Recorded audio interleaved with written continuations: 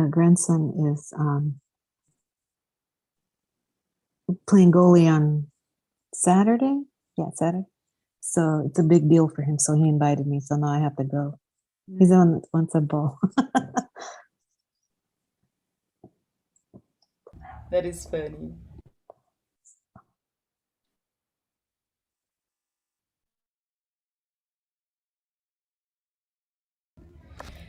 All right, friends. So, shall we start? Is anyone willing to do the opening prayer? I will, Kiki. I will do it. No, Sonia said she will. Sonia said, okay, awesome. Go ahead, sister. Heavenly Father, thank you for allowing us to gather in your name so that we may be able to have more knowledge, insight, and information that we can use as we continue to grow in this school called Earth. And please allow us to absorb this knowledge in every part of us so that we may be able to put it to use in your name and walk this path ongoing. Thank you for the challenges that are presented to us so that we may continue to grow. And with that, I ask permission, along with our mentors, spirit guides, and all those incarnate and discarnate that join us at this time, permission to open, And so be it.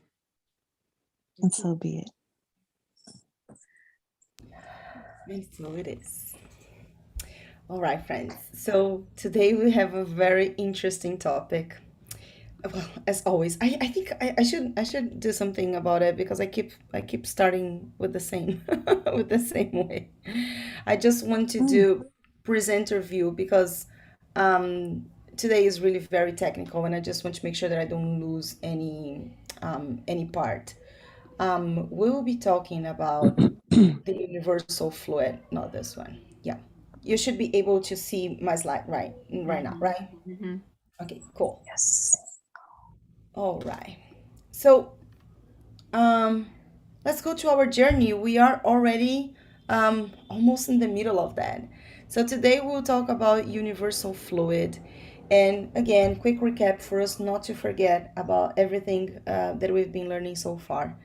The Spiritism three big principles are the philosophy. So it is for us to always bring our questions, for us to always keep thinking about why we are here, where are we going, and all the intentions behind of our life.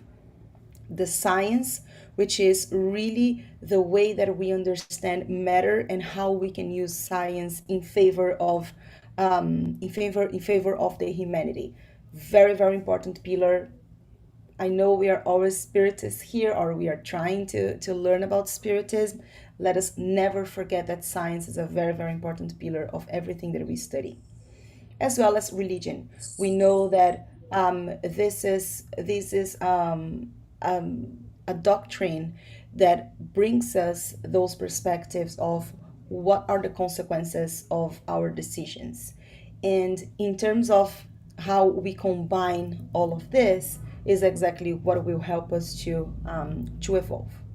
So, in terms of that philosophical aspect, we have five principles, five beliefs: the existence of God, the existence of the spirits and their survival after death, the reincarnation, the possibility to reincarnate, the same spirit to reincarnate in different bodies, the multitude of inhabited worlds, the possibility to communicate with spirits, and when we understand God, what is God? The first question of the Spirit's book. God is the supreme intelligence, the first cause of all things. And understanding God in all the divine attributes, what should we do for us to be more godlike is really to do what Jesus told us. Do unto others what you wish them to do unto you. And I really want this to keep coming in our mind every time, because sometimes we just take for granted this statement and we don't reflect on that. So I really would like us to reflect on: do unto others what you wish them to do unto you. Creation was made based on the universal Trinity, so we know that God created everything based on spirit and matter and the connection between them, which is the universal fluid, exactly what we are studying today. And we learned that our body has at least three layers. The first one is the physical body, this material envelope that we all have, that we just live here whenever we awake for the spiritual life. We have the perispirit, which is this body in between the matter and our soul, and the spirit, which is our etherical state of our soul. And we saw that we all reincarnate with the purpose of progress and purification. And then the ability to reincarnate brings us this perspective of strengthening our families, our family ties, because we know that we are reincarnated with those who wish we have to spend more time with, either because we have to learn something from them or because we have to teach something from them. But definitely, reincarnation is a source of progress and a mean for us to reconciliate, especially with those who are in our family. So keep that in mind. Um, it, of course, engenders the universal love, because when thinking that we could have someone that is working with us that could have been our mother or our father, it just brings us the perspective. And I think it's even easier in terms of developing our sense of tolerance or compassion, because we don't know who we are talking to in terms of what happened in previous life. So this reinforces the importance for us to be compassionate with our brothers and sisters. And then again, this is a step towards the tolerance. Just as I mentioned, it is an opportunity for us to be more compassionate with our brothers and sisters. It brings the sense of brotherhood because we are all together. And if I made a mistake in the past, here I am trying to do my best, um, as well as understanding that my brothers and sisters are also here with the intention of progress and purification. So the more that I want to give hands to them, the better it's going to be. It raises the sense of renewal and then elongate the time sense. So every time that we try to, let me just close the window. I'm sorry. It elongates the time sense. So every time that we try to judge something or someone, let us just be very, very careful with that, because our judgment is taken into consideration of certain period of time that we are not looking back or we're not looking at the future. So being resigned to God is really to be faithful that everything is in harmony. Even if we don't understand that, if we try to reshape our point of view with the lens of everything that we are seeing here, God as a supreme intelligence helping us to progress, giving us all these layers in the body for us to bring what we are carrying from lifetime to lifetime and reincarnate.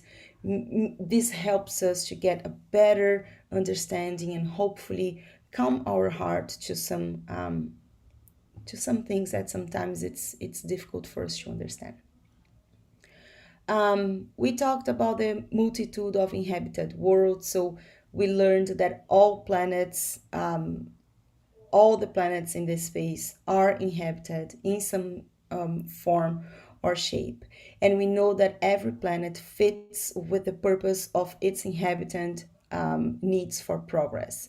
So that's the reason why sometimes we cannot see how other worlds have inhabitants, because our senses do not necessarily connect with the senses of other planets. And just put into perspective of hierarchy of worlds, we have the primitive worlds where the first souls go, and then they understand, they get the sense of survival. And then this is when we start understanding the consequences of our decisions, and then we move to the worlds of trials and expiations, which really will put us in contact with those decisions that we took in the past. And because we are primitive, sometimes we just don't evolve our morals, and that's the reason why we go through some trials. Once we expiate what we have to expiate, we move to the worlds of regeneration. And this is a moment where we still have suffering, we still have pain, but not necessarily suffering. And those are the worlds where we will still have some types of trials, but not necessarily as strong or as tiring as it was on trials and expiation worlds. Going above, we have the happy worlds, and these are the ones that are completely spiritual. And this is when the good is there is still some evil in these worlds, but good overcome evil mostly. And then we have the divine worlds, which are the ones that there is only good. And this is where we have the purest spirits on earth, on world. Ooh, on the universe. Planet Earth is a planet that was on the class of trials and expiation, and we are in the movement to become a regenerative world. And there are a lot of influences in this transformation. And that's why we are always recommending for us to learn about it, because it's not only something that we impact in the way that the world is changing, but also the way that the world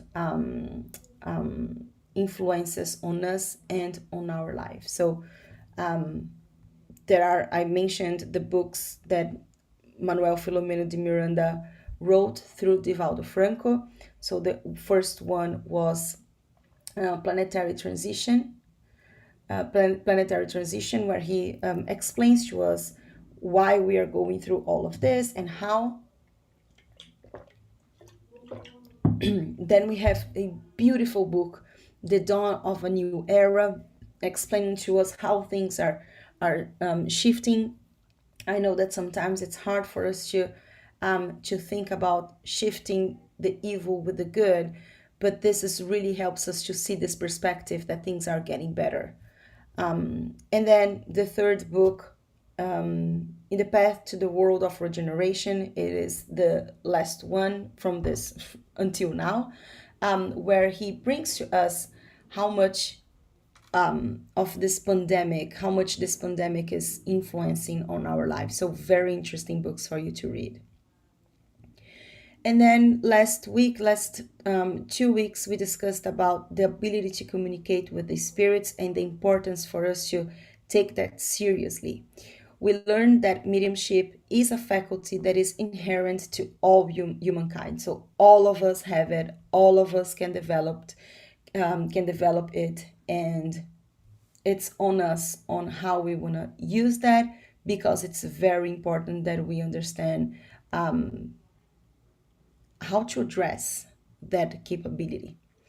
We saw that there are two main types of mediumship. There is the subliminal and then the ostensive one.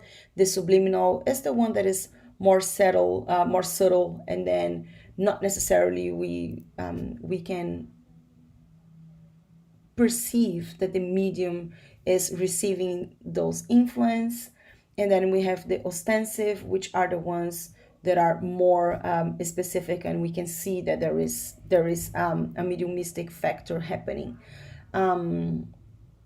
We also saw all the types of mediumship, and then we understood there are some mediums with the ability to read, some with the ability to see, some with the ability to hear, and all that kind of. I will type the books, Shayla. Yeah. To you. And then we also learned that if all of us have the ability to communicate with spirits or to suffer influence from them, either in a subliminal way or ostensive way, we should be very careful with who we attune our thoughts with, because these can be really profitable if we decide to use that for our good, for with a purpose. Otherwise, this is not going to be a good experience neither for the medium or for the spirit, because none is prepared for the next step after the communication. So when thinking about making that development, we should always get the reasons why all of this exists. So we should use mediumship to receive advice from the enlightened spirits. So be careful for us to understand who we are talking to, if it's an enlightened spirit or if not, and what we do with that communication. It's really important to learn that, to moralize those people that are imprisoned in meshes or vices and passions. So books like the ones that we were just mentioning, these are a great example of how we can use the communicability with the spirits for us to bring the good. To develop and increase knowledge and understanding of who we are, what is our origin and our destination, to help us understand our life, what we are doing, and how we can keep progressing, and to maintain this friendly and loving relationship with those who departed, because we also learned that once we leave this body, we keep our thoughts, we keep our emotions. So it's not because someone left the this material world that we stop thinking or feeling whatever we were doing. So there is this ability, but we also should be careful, because this ability happens for the good and for the bad. So being careful with our thoughts is really what will help us. And it's not only thinking about, let's say, I don't know, I'm here and then I start seeing someone that is doing something bad for me or for my family. If I decide to react with anger and say, get out of here, you're not allowed, we are just nourishing this sentiment, this negative sentiment. Truly, what we have to do, and that's why we have to learn, that's why we have to study, is for us to build a compassionate emotion towards the brother and sister who is trying to do anything to us, any harm or anything. So it's really about self transformation for us to help others. Make sense? Any questions? Oh, good. Okay. So now we're going to talk about the universal fluid. And then the universal fluid, and I didn't change the agenda again. And then the universal fluid is really what enables everything to be created, is the source of everything from God's perspective, from God's structure of creation. And then I loved this statement from Allan Kardec, that is kind of a beginning for everything when we think about universal fluid. Let's realize that eternity lies before as well as after us. Eternity lies before and after. That space is the theater of an unimaginable consequence and simultaneity of creation. What this is telling us is that our sense of space and time is limited. We understand what we live. And this world, as we saw until now, is not necessarily the most advanced one. So when thinking about our future, we are creating this right now, or we created already in our past. So what he tells us is, let us be aware that just as we are placed in the midst of an infinity of worlds, we are also in the midst of a twofold infinity of previous and subsequent duration. I know this might be confusing, but what he is telling us, again, it's not only the sense of time and space, but also the sense of what we are creating now that will influence the future and is influenced by our past. This is kind of the concept of the universal fluid. And let us remember that God being the supreme intelligence and the first cause of all things, it had to start from somewhere, right? We know that God created something, but just creating by whatever doesn't make sense. We really needed to understand what is the source of everything that is created. And then there is this book called The Genesis I mentioned to you already. And chapter 14 is the chapter that talks about the universal fluid. You can learn everything that I'm going to talk today. Majority is from there, and some other things are from the Spirit's book and the Medium's book. But when we read the Genesis, we understand that universe was created with what is called the primitive cosmic matter. And this primitive cosmic matter is built upon three elements: the material element, the fluidic element, and the vital element. But all of this derives from this primitive cosmic matter. And it changes because it rarefied in various degrees. It can be different depending on the planet that we are, depending on the purity of the spirit that is manipulating that fluid. But this fluid is where we can find all the universal forces, which, by the way, is also where all the nature gets sourced from.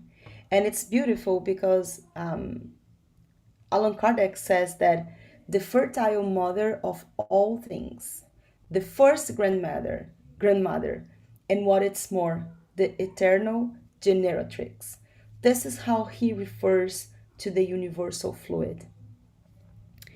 And as I mentioned to you, these can be found everywhere in the nature. Universal cosmic fluid is exactly the same thing, the same of primitive cosmic matter. If you can find different places using different ways of saying, but both of them are the same. And then when we think about this primitive cosmic matter, or the universal cosmic fluid, everywhere where we have this universal fluid, it considers the place and the environment where it is. So, primitive cosmic matter is endowed not only with the laws that ensure the stability of the worlds, just as gravity is for planet Earth, but also with the universal vital principle, and we will talk about this in a second, that forms the spontaneous generations on each world to the extent that conditions manifest for the successive existence of beings. What does that mean?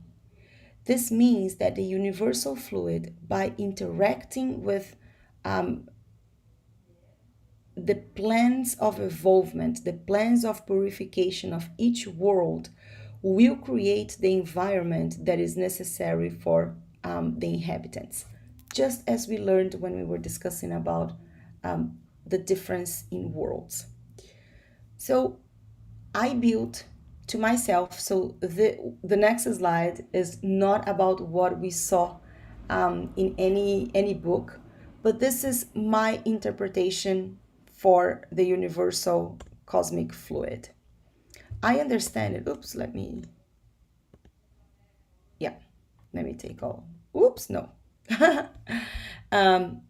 So the way that Kiki, understand it is, we have the universal cosmic fluid, which I understand as part of God, because we know that it is embedded in everything that was divinely created. So for me, it makes sense that it is a part of God. That's why It's very often that we hear we are surrounded by God, God is in us, God is around us, because we are all deriving from this fluid that comes from God. And then let me see if I can, yeah, oops. And then, so the universal fluid will create the perispirit, which is the semi-material envelope. Remember, we discussed that. So this is, remember, it's semi-material, it's more etheric than the body, less etheric than the spirit. And we carry in the perispirit everything from lifetime to lifetime. And the perispirit will also use the elements from the world where we are to create the envelope that is necessary. And we will discuss more about that. Then we have even more dense the organic matter, which are all the plants and animals, including us. And then we have the human body, which is this in between this organic matter, but we have something that is this vital principle. The vital principle is what gives animalization to any matter. Without it, the matter is inorganic. How do we learn about that? What is the difference between the vital principle and then the universal fluid? The universal fluid, when interacting with matter, human body, or any organic matter, the vital principle gives this ability for the spirit to incarnate in the human body. Does that make sense? Are we all on the same page? Okay. So these are the men. This is how I created this framework, just to make things simpler for us to understand that the universal cosmic fluid is embedded in everything. And when it interacts with other elements in other states of etherealization, it can bring one action or another. This can bring one effect or another. And some specificities about the universal fluid. These are the two states that the universal cosmic fluid can have. One that is etherical or imponderable. And imponderable is everything that is difficult or impossible to weight or to assess. And then the other state is the material one or ponderable one, which is the one that we can weight and we can see, we can measure. And each of these states of the universal fluid, they can they can they can have different phenomena. They can create different phenomena. And then, of course, that when we have universal fluid that is in the etherical state, human eyes or senses cannot perceive it. Our level of purity can only perceive what is material, what is ponderable. And that's why the science only recognizes what can be weighted, what can be measured, what can be replicated, which is not the case of the universal fluid when it is on the etherical state. But let us remember that we all have this fluid within us.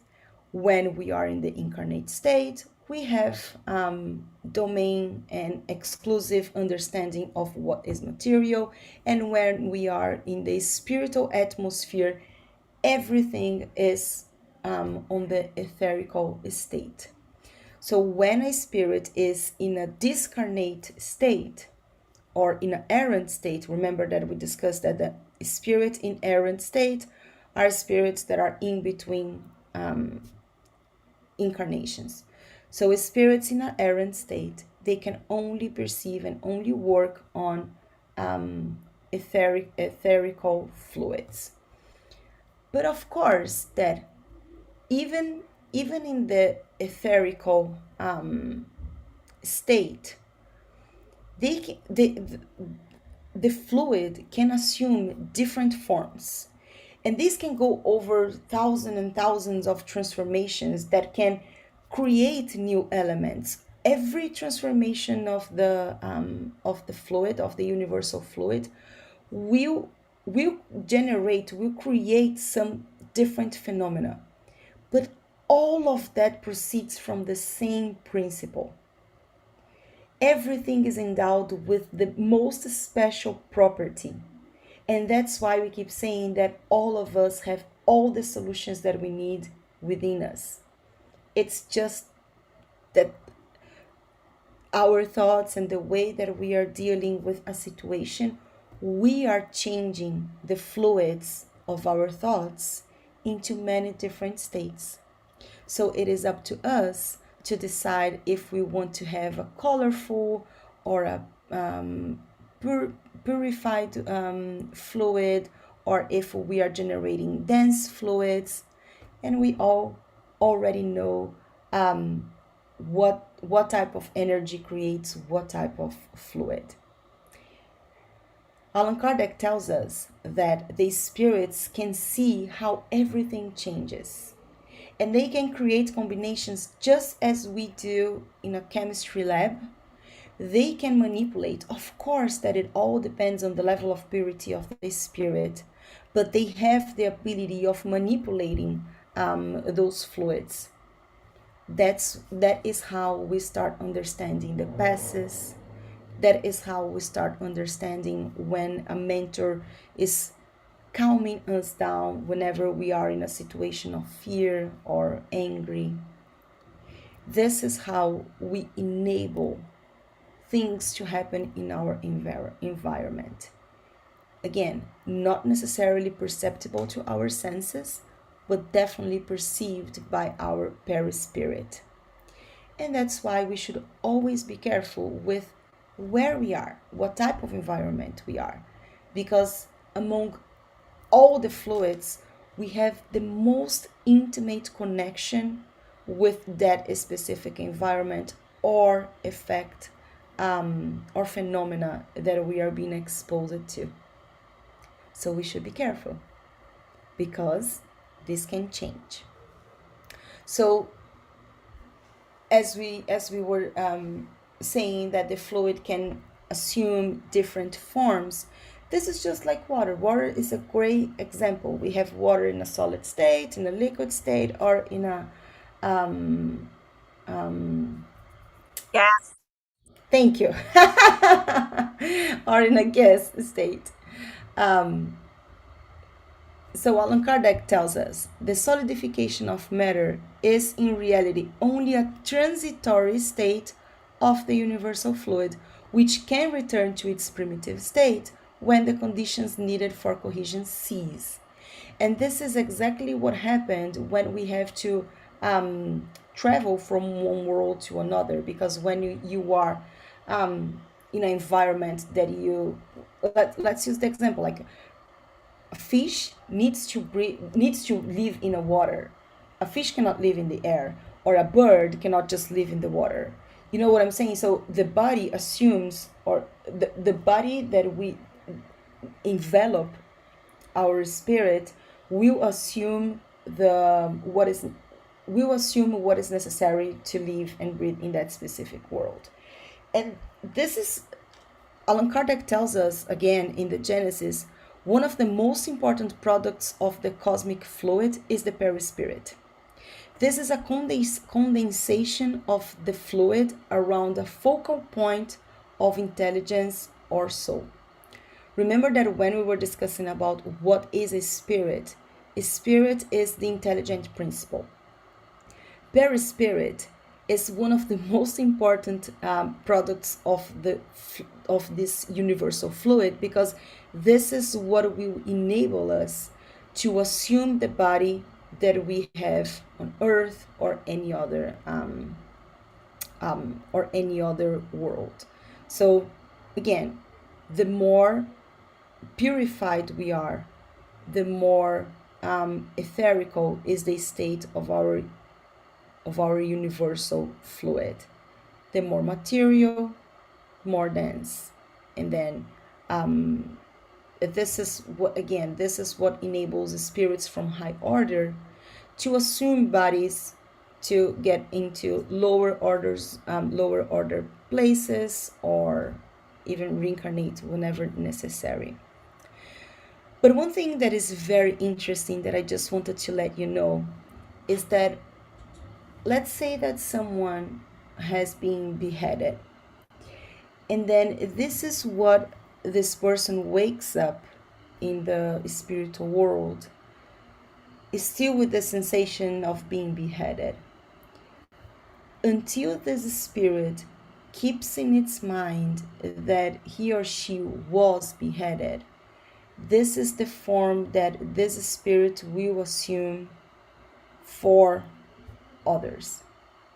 And that's the reason why sometimes we see spirits with very, very ugly formats, because the perispirit is just showing what is in their thoughts. And this can be scary. That's why we were discussing on developing mediumship, because in such a state we must be so compassionate, because we don't know what's going on with our brothers or sisters. So when they appear to us in such appearance, we have to, of course, ask for guidance from our mentors and allow them to work in the spirit, because at the moment that this spirit perceives that he or she is not what he or she was thinking, at this moment this image is seized, and then the spirit can assume the form of the perispirit in its pure essence. Isn't it beautiful to think about that? So we have to be very careful with what we are thinking and who we are attuning our thoughts to. We learned that the spiritual fluids are the element from which spirits draw the matter upon which they operate. We just learned that, right? We just learned that the universal fluid in different states can be manipulated by the spirits depending on their level of purification. But finally, when it is materialized, it's the vehicle for thought. When it's etherealized, it's the vehicle for thought, just like the air is a vehicle for sound. So see that our thought is the vehicle for the universal fluid to create its shapes and form. And I thought very interesting that Allan Kardec says, or the Spirit said, that thought and will are for spirits what hands are to humans. Friends, let us reflect on this a little bit. Let us reflect on what does it mean that our thought and our willpower can be the hands of everything that we will create. Not only us, but also the other spirits. So once more, how are we manipulating all these fluids that are surrounding us? How healthy is the environment that we are creating? And when I say healthy, it's really in the sense of creating peace. Remember that we are always saying, if to be the change that we want to see in the world. This is exactly this. What we are thinking, we emanate. And if we say, oh, that person is really bad, or let's go to a very simple example. Putin is responsible for all this war in Ukraine. If we keep pointing fingers on him, what are we doing? What type of vibration we are emanating? I'm not saying that we should not be critical to what's going on in the planet. We must. But it's not for us to be judgmental, because at the time that we do that, we are co-creating. And when we co-create, things happen. We have here a cute example. Thoughts creates this fluidic image. That's what we are learning from Allan Kardec.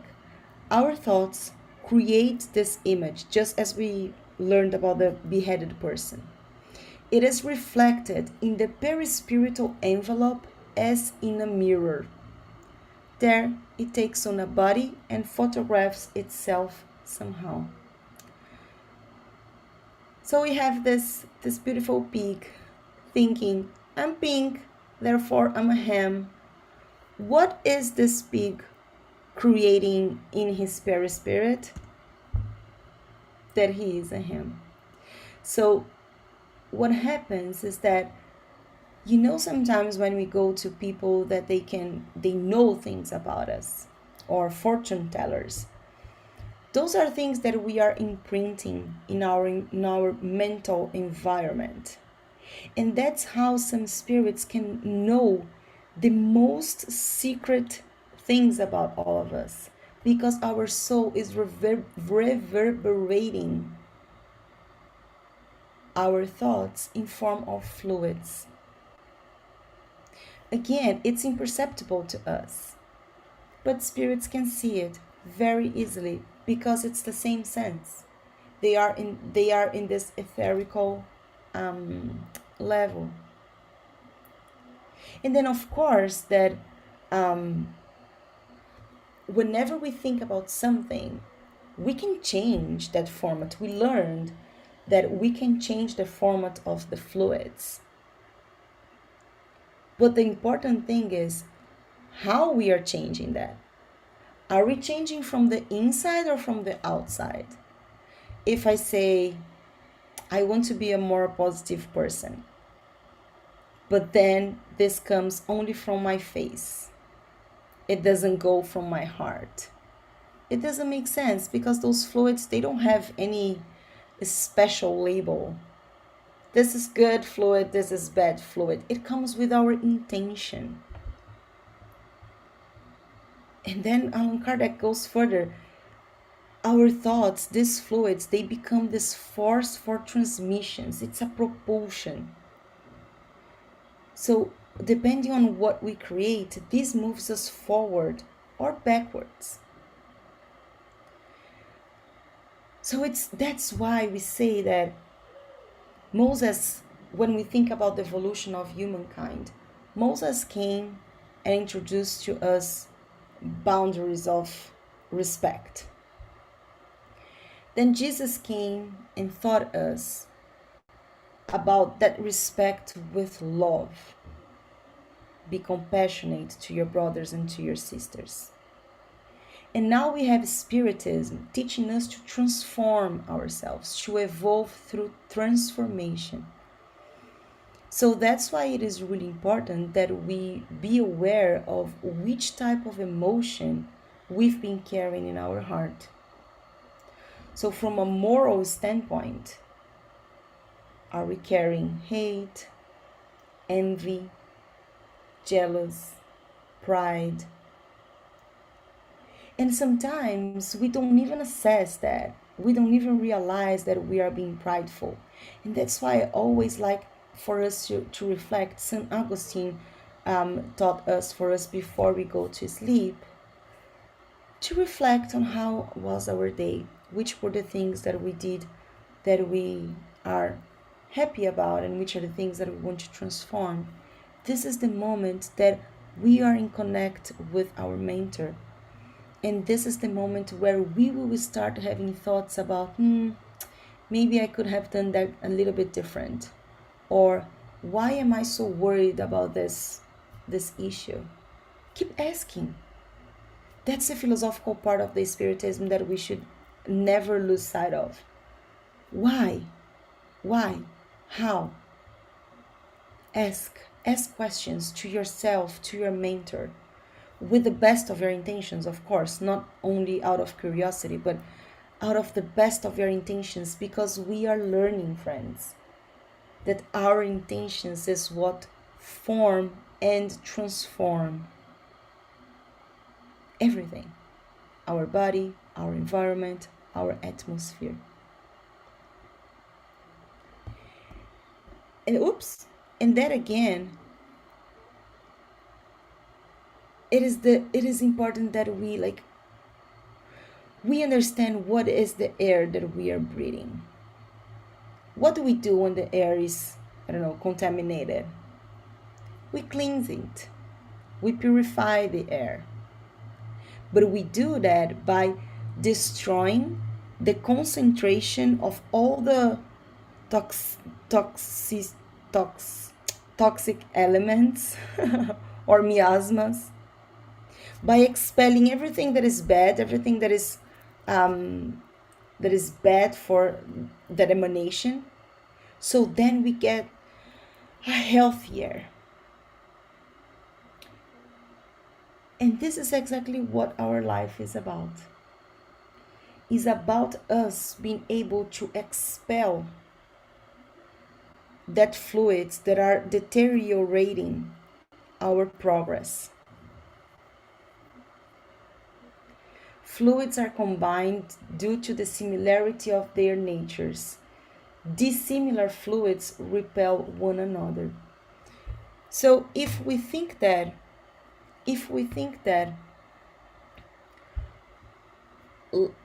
the universe is putting us in a place that is forcing us lovingly, painfully, but forcing us to expel that evil fluid that we have on us.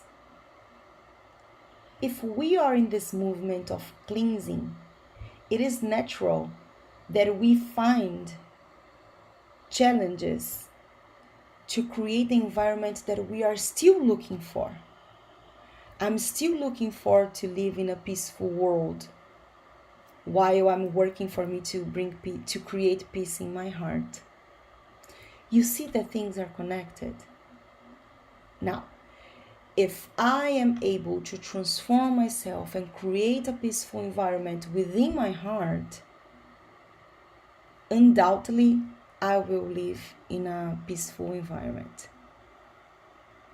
Since we all have in our own perispirit a permanent fluidic source, remember the perispirit is the etherical part that it has the primitive source of the universal fluid, we have the remedy within us. And that's why it is so important that we are persistent in our thoughts. I know that sometimes we are stubborn. I know. I do that myself all the time. And I'm speaking to you. But that is why doing our nightly review, it's so important, because this is the moment that we can reflect. And our perispirit is able to help us make this cleansing of the fluids that we still have to repel. And that is a beautiful invitation for us to think about the scars of our soul, I would say. Again, we have those scars as means of evolution, for most painful that they can be. God is sourcing us with strength, with motivation, with peace. And we will find the source of what is necessary for us to transform those fluids by loving God above all things and our neighbors as yourself. Because when we incorporate that, friends, it's when we are able to humble ourselves and rethink. If we have someone doing any harm to us, how can we exchange that fluid? How can we transform that fluid? If we are having a difficult relationship with someone, what is this scar inside of us that the universe is trying to heal? And sometimes we don't allow it to happen, and then we keep suffering, we keep suffering. So I think that understanding what the universal fluid is and how it can be manipulated, remember, by our thoughts and our willpower, we can find what we are looking for. Whatever peace means to you, whatever. If peace is for you to be with your family, is for you to be alone, is for you to have your material acquisitions. But this is how we manipulate this beautiful source of life for us to be able to find how to keep progressing.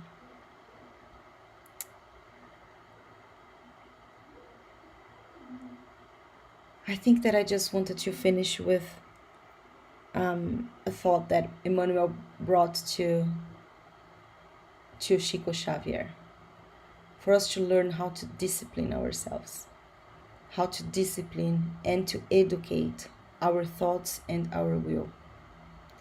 Because this is how we will be able to awake our senses and enable the purest form of God inside of us to be manifested in our words, in our actions, in our intentions.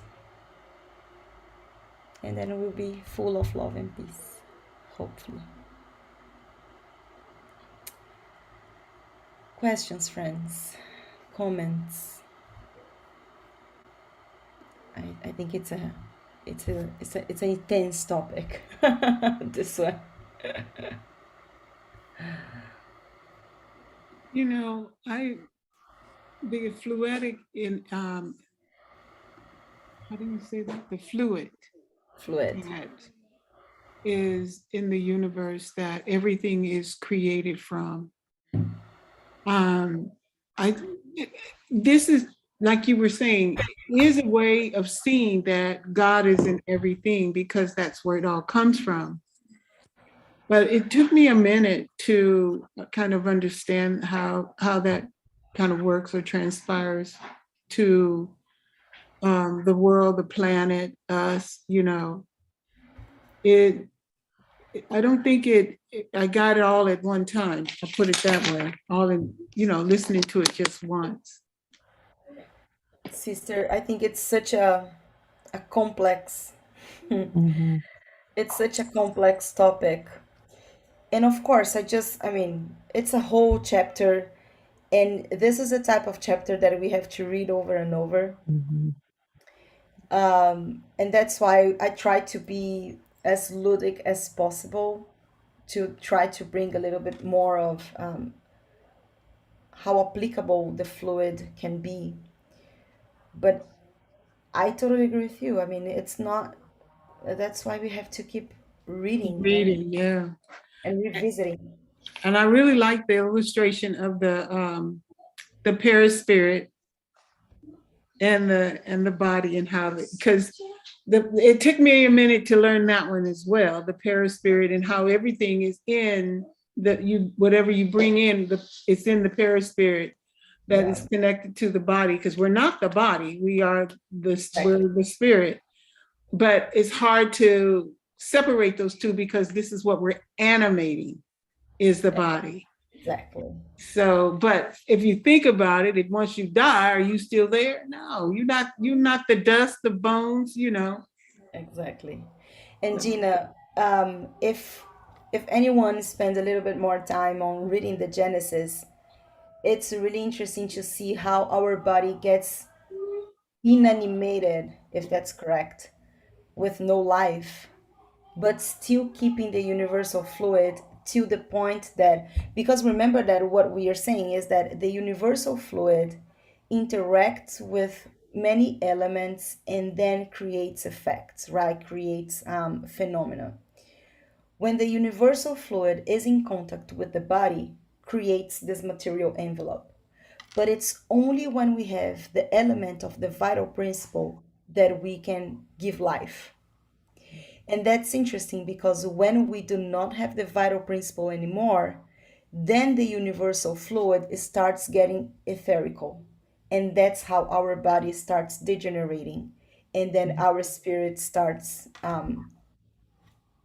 dematerializing and getting to the perispirit. And that's we will see in one of the classes about discarnation. It takes a time. It takes a time. It's not that you died and then you wake up. It's not like that. And what will help or jeopardize this dematerialization is exactly the thoughts. Because when the universal fluid is so dense, it gets time for it to be etherealized. So it's very interesting. It's a lot.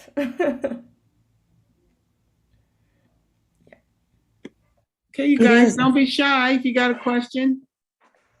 It is. I have a comment because it's the piece of as we continue to study, and it's like, we're here to learn our lessons, all of us. We go through difficult things to wake us up, no matter physical, emotional, whatever it might be. And so, it, and you talk about, you know, to me, it's like there's no perfect. I mean, you think of, Mother Teresa. There's no perfect anything, I think. And it's even to me as I want to call myself as a helper, I'm always in the space of gratitude because I'm like, oh my gosh, things can be worse. And I'm always, sometimes I think, well, who am I? And I pray because I'm just like, how can I help this person? But still, I think it is complex and challenging. That's just my thought. You're absolutely right, sister. It is. And it's a journey. That's why we have many, many lifetimes, because it's not easy. Yeah, we can't get it right at the first No. go around. But I can't say prayer always works, and I trust wherever I'm going or whatever it's going. Okay, this is how it's supposed to be. Yeah. Yeah.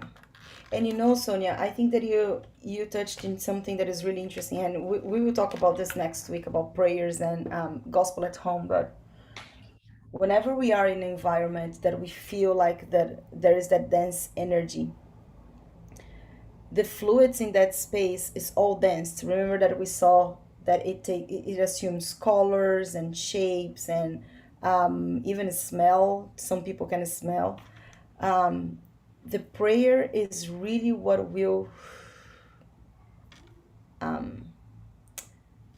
diminish, I would say, the density of the fluids. So, as one mentor told us, the will is the strongest power, and the pray is the strongest resource. So,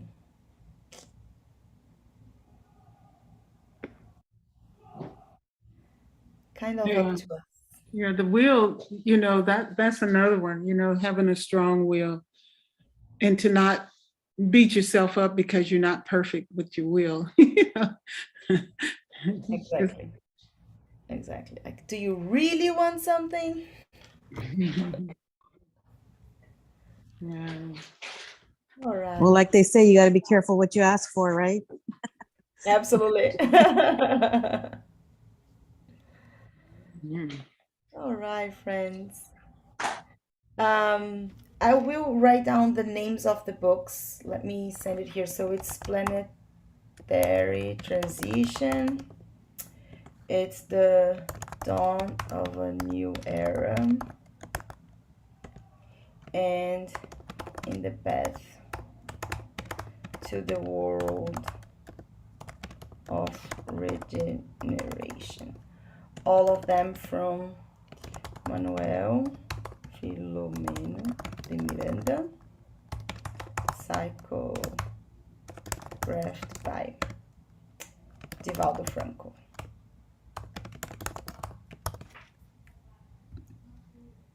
Yeah. Oops. All right. Okay, everyone, let's do a closing prayer.